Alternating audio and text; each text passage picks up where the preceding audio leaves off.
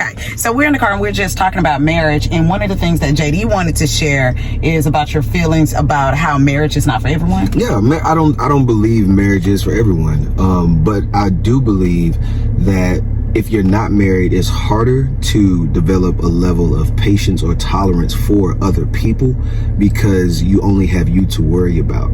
So not to say that you can't learn about, what it takes to develop that level of long suffering or character development that allows you to be a sort of peaceable person amongst all men. Mm-hmm. But I believe that if you're not married, it takes a little bit longer because marriage creates boundaries. Marriage creates certain restrictions. Marriage creates you to have to look at, if you're going to be in a healthy marriage, it creates you to have to look at other people's perspective from a perspective that you're not always right. And that's not always easy to do if you're not married. Well, I feel like that's true because here's the thing. I feel like marriage is not for everyone, but it can be. Paul said that I wish that all would stay single because there's the level of responsibility that comes with being married. It's almost like, marriage is synonymously to salvation. Like God so loved the world that he gave his only begotten son to whomsoever. So I feel that marriage is for whomsoever. Okay. Because marriage is really a choice. It's an opportunity for us to grow. If you ever want to grow or to overcome like some of the barriers and selfish ways in your life, marriage helps to build character. And then also, like you said, it creates those restrictions. There are certain things that I would do if I was single that I wouldn't do now that I'm married. 100%. Yeah. And I think that aspect of having that balance of you just can't do it just because you have to consider someone else and it's for the reason of love. Man, I think that makes where you understand the sacrifice that Christ made for us.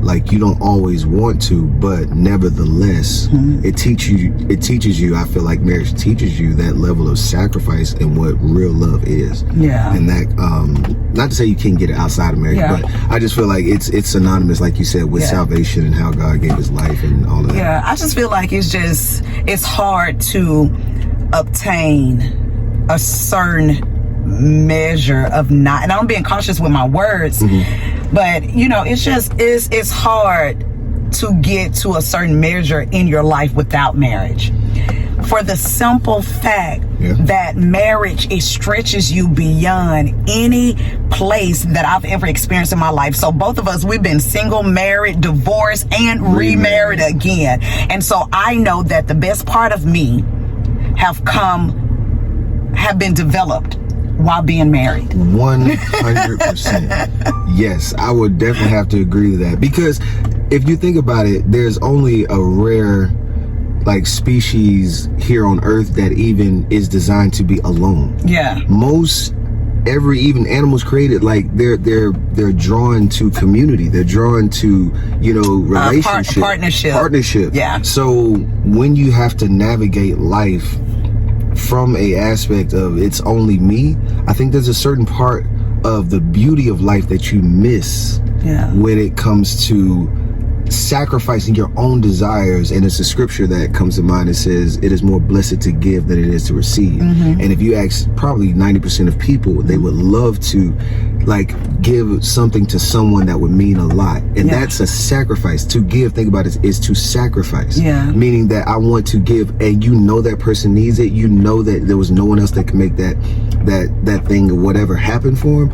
That speaks so much volumes, and everyone can attest to that. So I feel like that's what happens with marriage. You understand, it's hard to die to that level, but if you ever get through that threshold and you become that new person, when you give, is such a replacement of that selfishness that allows you to see the world through Christ's eyes. So this is why, when you first get married, there's a lot of resistance in the marriage, because it's really two becoming one. So you're taking that's the time that you are really taking your identity, the other person's identity, and you're forming it into this one person. We're forming it into a Funby, which means that there's a part of me that's still fighting to that wants to hold on to this part, even even though it may not be good for the relationship, but I still want to hold on to it because I'm saying like I don't want to lose myself in this marriage. And then you think about it from the aspect of not only want to lose yourself in a marriage, but also carrying yourself forth with wisdom from what we've been through. Yeah. So that level of vulnerability and experience sometimes doesn't net the outcome we want. So it's not so much I want to hold on to what I was. I want to kind of protect so I don't hurt. Yeah, that is so true. But the flesh, though, the flesh say, hey, if you give up this, you're losing your identity. Right. You know? Now that's huge. Yeah, because like there is a part of you that has to die. There's a part of the old identity that like there was a part of D. Edwards that had to die in order to become one with D. Fundy. And I feel like a lot of times that we want to hold on to this part of us that has to die in order for this marriage to work. I think that the quicker you can understand that the greatest marriages come with the greatest sacrifice of self, I think that concept is what really sets the foundation for a great marriage. Not that you're gonna have you're not gonna have problems, struggles, and it's going on 3 years for us, and we feel brand new every day. Some days feel like, what is going on? I've never had to cry out to God so much to break a part of me in order for this marriage to work, in order for us to have peace. Like in order to have peace, sometimes I ask myself, is it necessary? Even like with things that I want to say, or even the things I want to do, I'm like, yo, is this one of the things that we start saying? Is this beneficial, what I'm about to say? Is it beneficial as to what I want to do? And so I feel that evidently God also agrees that marriage is good for me, because apart from it, I must be wicked and foul, because God, listen, like I married in my early 20s, got divorced in my 40s, and I was only divorced for a few months before I got married again. God said I ain't corrupt. Like, and these streets are not no good. These streets are no Not good for nobody. If we put single out here talking about she wanted to minister, no ma'am, you will not take my gospel to nobody without a ring on it. All glory. Okay, so that's so funny, but we were just thinking and just talking about the best version of who I am is when I am married. I think that I tried from my perspective, being single for 7 years on and off relationships. I think that I tried my best to believe that I could be the best version of myself, unencumbered by restrictions of marriage. Yeah. Unencumbered by the demands of a woman trying to hold me down. You understand what I'm saying? Yeah. You're unencumbered by the foolishness of you checking in on me. I'm a whole man. I don't worry about what I got going on. Ain't having to share your location with people. You married and you share your location. I remember I was so upset. I'm like, I don't want you to know where I am. But heathen. So you see, not that I'm doing anything wrong. It's just the fact, why does somebody have to have my location? But I know it's for safety and for the simple fact that this is something that we share with each other. But at first, my flesh just wanted to fight against it. I don't know, because by nature I'm a rebel. By nature, I'm a rebel, but I'm a rebel for Christ now. But rebel with a cause now. Yeah, I'm a rebel with a cause. But there are parts of me that still, want to hold on to a part of me that I know must die. Yeah. It's so crazy, because it was a couple years ago. I was going through a death situation, trying to merge, what we have today, and I remember weeping so bad. And I was like, bruh, this is crazy, because I was at a crossroads. It was, you can either choose to respond the exact same way and get the exact same results, or you choose the other way. And that other way comes with so much pride breaking and ego crushing. But it's almost like what God says, can I not take with you as this potter has done with this clay, and mold and make you again into a vessel that is suitable for what vision he's called you to, what promise he's called you to. And a lot of times we're stagnant in where we are. All right, you guys, so see, why did you move that, babe? Because you gotta put it, it's fine. you gotta lean over. Okay, but they see me. Yeah, so our phone, it was hot, and so we was trying to figure out what we were talking about, and we can't figure it out.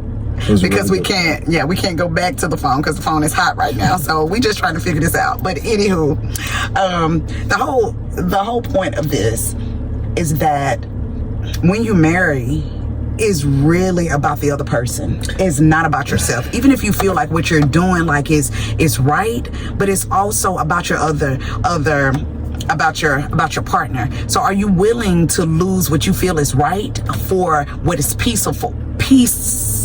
I'm trying to say peaceful. Peaceable. Mm-hmm. Thank you. Peaceable for the relationship.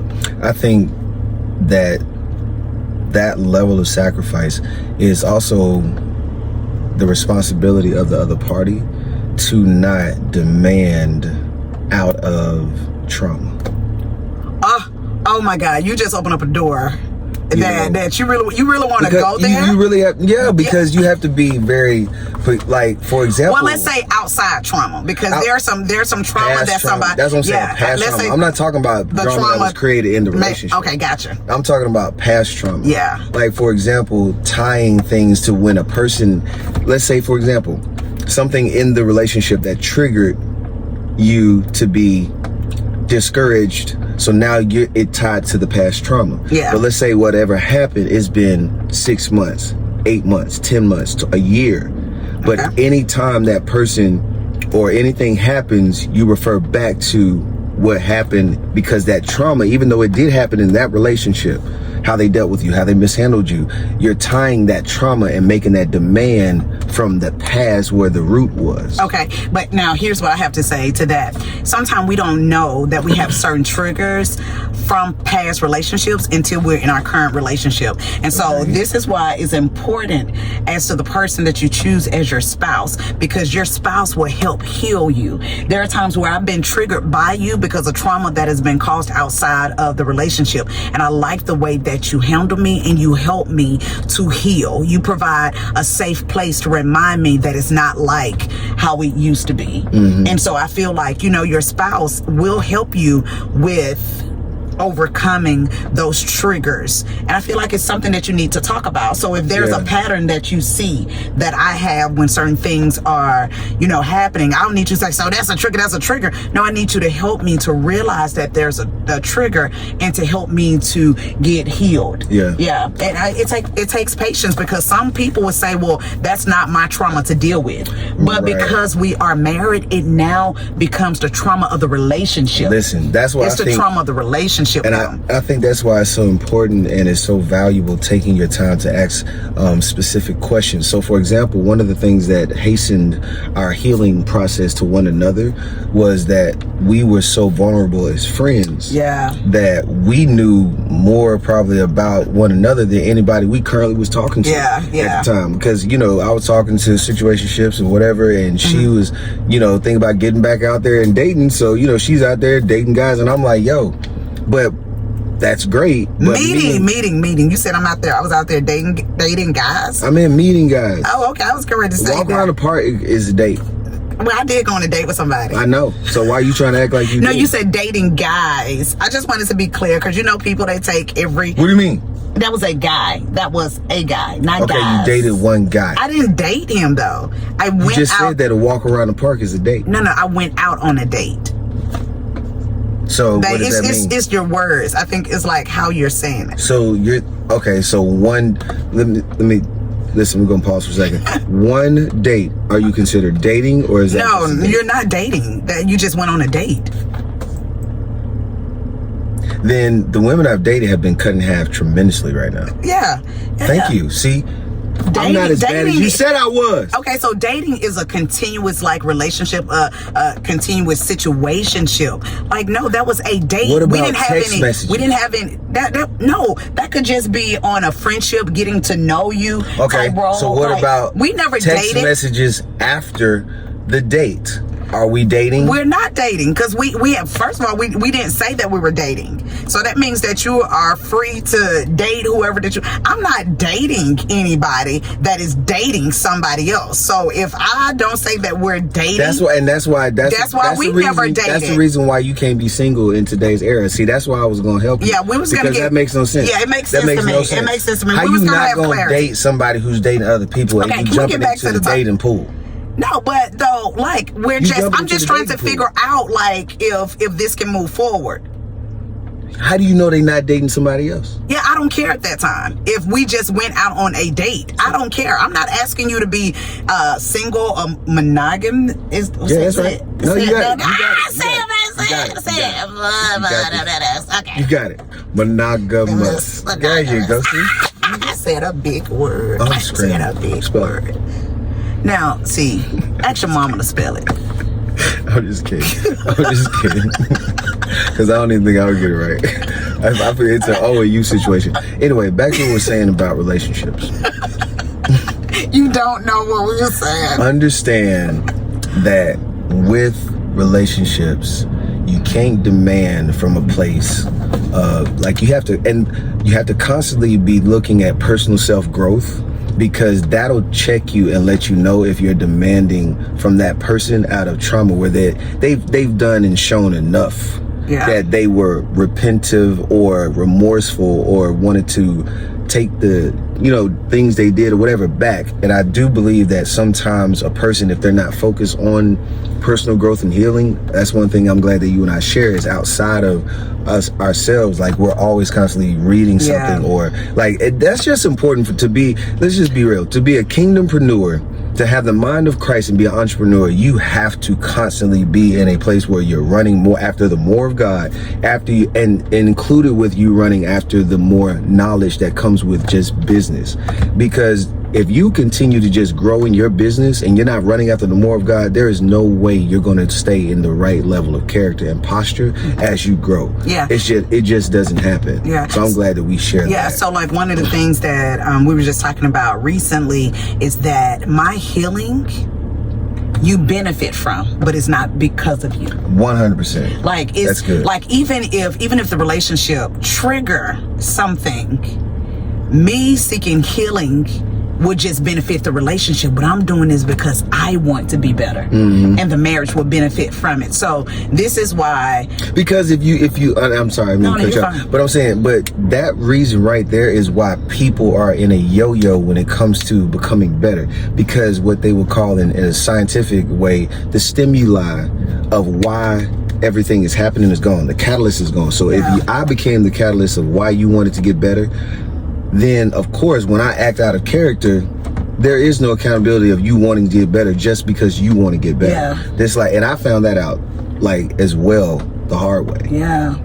Really trying to grow into a level of like, okay, I'm gonna do this right.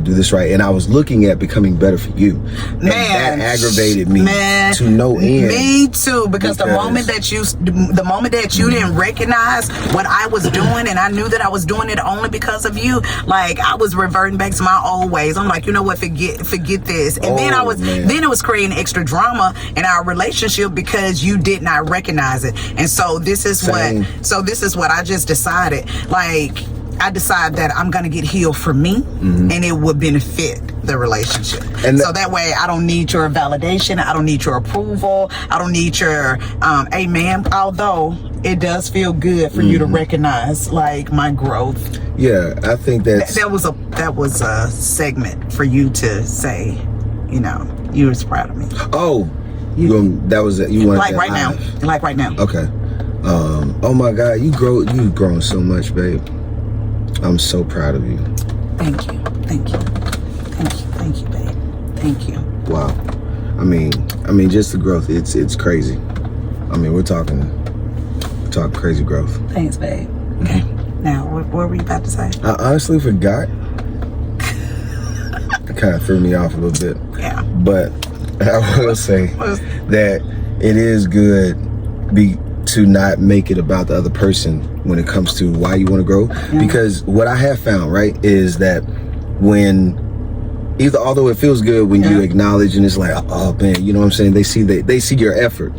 But the ones that mean the most to me now is because the level of accountability like you take to your personal growth, when you see a growth in yourself from how you would have handled something, and you have really been trying to change, there's no greater feeling than knowing that internally you are letting the Holy Ghost lead you. You're letting the Christ's mind be in you, that you don't fulfill the lust of the flesh, which is, anger, malice, envy, hate, jealousy, in comparison, or all of those things that the enemy uses. When you are really focused on eradicating it all the way down to the thought, there is no one else that can make you be as proud as you would be of yourself from growing. And that is the greatest thing that I have found is that now, I'm literally prepared. So if we have a disagreement, we had a disagreement the other day, and my sarcasm won to a certain degree, but your demeanor was good. Yeah, and I knew it was a trick of the enemy. And in that moment, I was like, you know what?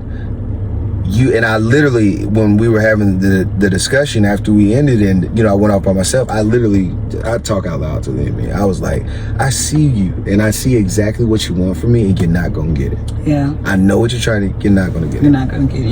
You're not gonna win. And that was one of the greatest things is to see how that unfolded into a beautiful situation. I love when I'm working on my healing journey, how I invite you in.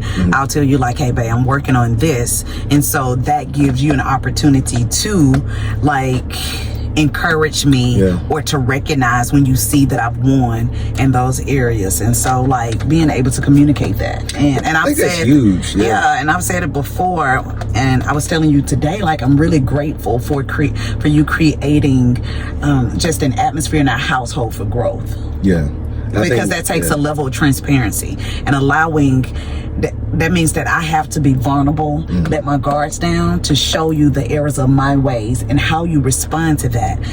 It just promotes growth. It depends, yes. It promotes growth, or it promotes a level of closure. Definitely. And so that's why I say I'm a shut off. Or it opened up the door to shame, and it make you not want to share those moments of vulnerability with your spouse. So that's why I said thank you for not being judgmental and creating such a welcoming and warming growth atmosphere for a household. And I appreciate your past, because I just feel once you go through various trials and tribulations, you have no room for judgment. And it calls you to be the least judgmental person. And I feel because of the things that you have gone through in your past, it calls you to be the least judgmental person. And I appreciate you being that person for our family. For real. It doesn't matter. You can relate to the girls. You can relate to me. You can relate to any guy, bro. It doesn't matter because of the things that you've gone through. So I'm just really grateful for that. Well, thank you guys so much for just listening to our rant with the fun bees. The reason that this weed eater is in here is we're working, you guys. There it is. I have to go do some work later. We're about to being a kingdompreneur. That was kingdom. We're about to hit the preneur part. Right after this. And if you guys are interested, go to www.joinkpcircle.com. It's a free wait list for those of you guys who want to be a part of our community. And you're gonna have access to so many different things as we help kingdompreneurs to profit, be able to profit in business and in life. And so we're gonna focus on relationship, revenue, and resources. 3 topics: relationships, revenue, and resources. And guys, it's going to be one of the best. We have been spending a lot of time cultivating how we wanted to build the community, how we wanted to put together this great presentation of so many different things to allow, honestly, the things that we felt sometimes we didn't have necessary access to get to that next level. So we're going to hit it in all those 3 different sectors. I promise you, it's going to be impactful. It's going to be impactful. Okay, all right, until next time, bye you guys. Deuces.